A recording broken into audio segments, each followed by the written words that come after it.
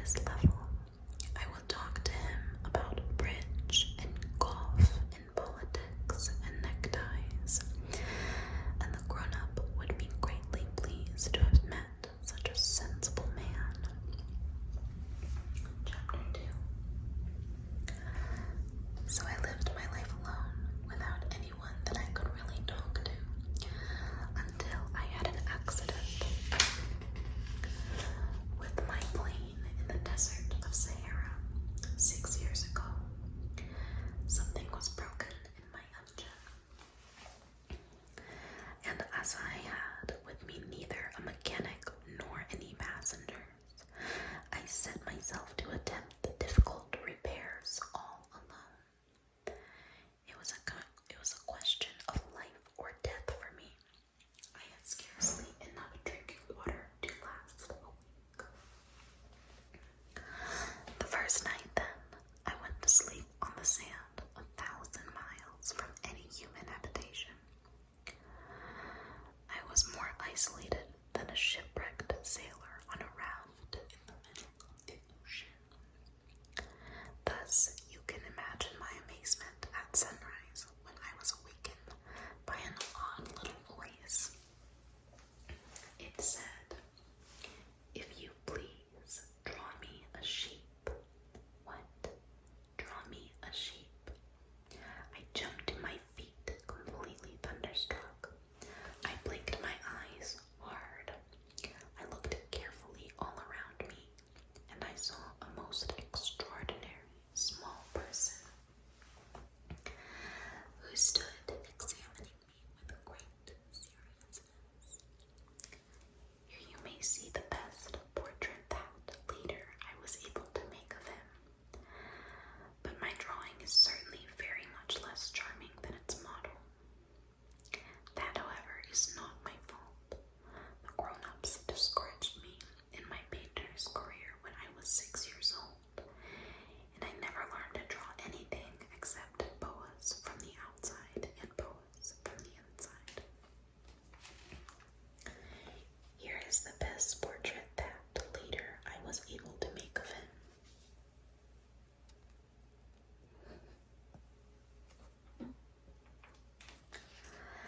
Now I stared at this sudden apparition with my eyes fairly starting out of my head in astonishment. Remember, I had crashed in a desert 1,000 miles from any inhabited region, and yet my little man seemed neither to be straying uncertainly among the sands, nor to be fainting from a fatigue or hunger or thirst or fear. Nothing about him gave any suggestion of a child lost in the middle of the desert, 1,000 miles from any human habitation. When at last I was able to speak, I said to him, "But what are you doing here?" And in answer he repeated very slowly, as if he were speaking of a matter of great consequence, "If you please, draw me a sheep." When a mystery is too overpowering, one dare not disobey. Absurd as it may seem to me, 1,000 miles from any human habitation and in danger of death, I took out my pocket, a sheet of paper, and my fountain pen. But then I remembered how my studies had been concentrated on geography, history, arithmetic, and grammar, and I told the little chap, a little crossly too, that I did not know how to draw. He answered me, "That doesn't matter. Draw me a sheep." But I had never drawn a sheep, so I drew for him one of the 2 pictures I had drawn so often. It was that of the boa constrictor from the outside, and I was astounded to hear the little fellow greet it with, "No, no, no, I do not want an elephant inside a boa constrictor. A boa constrictor is a very dangerous creature, and an elephant is very cumbersome. Where I live, everything is very small. What I need is a sheep. Draw me a sheep."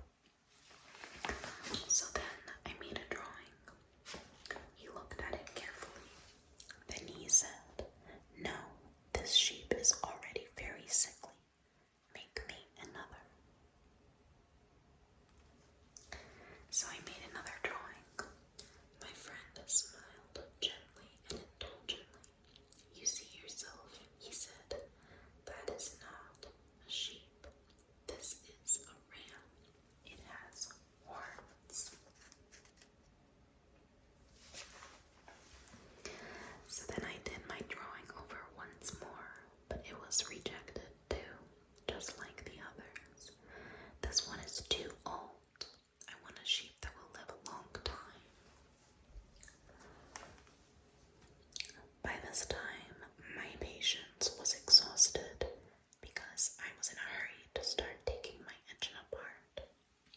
So I tossed off this drawing, and I threw it out, and I threw out an explanation with it. This is only his box. The sheep you asked for is inside. I was very surprised to see a light break over the face of my young judge.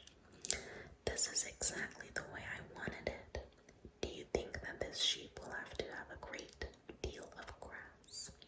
Why? Because where I live, everything is very small. There will surely be enough grass for him, I said. It is a very small sheep that I have given to you. He bent his head over the drawing.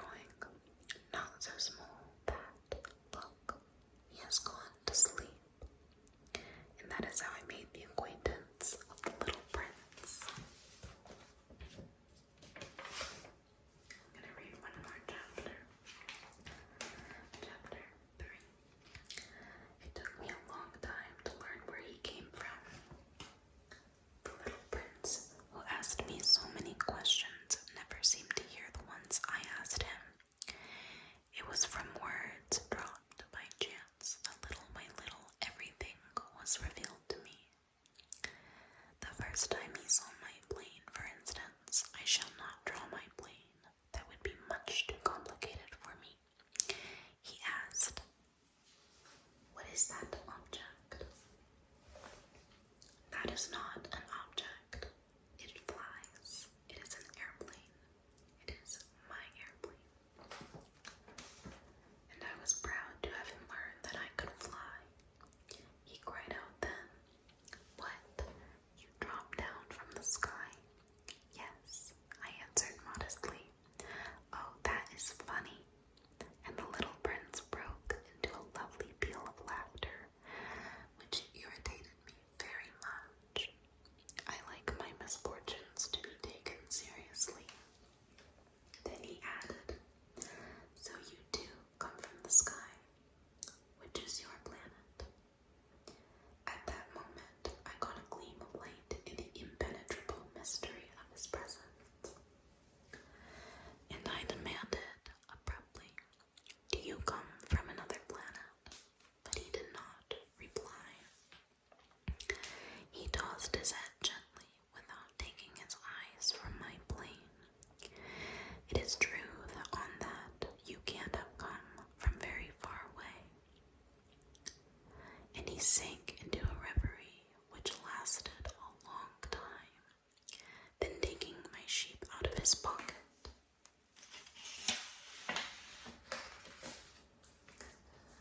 he buried himself in the contemplation of his treasure. You can imagine how my curiosity was aroused by this half-confidence about the other planets. I made a great effort, therefore, to find out more on this subject. "My little man, where do you come from?" "What is this, where I live, of which you speak? Where do you want to take your sheep?" And after a reflective silence, he answered, "The thing that is so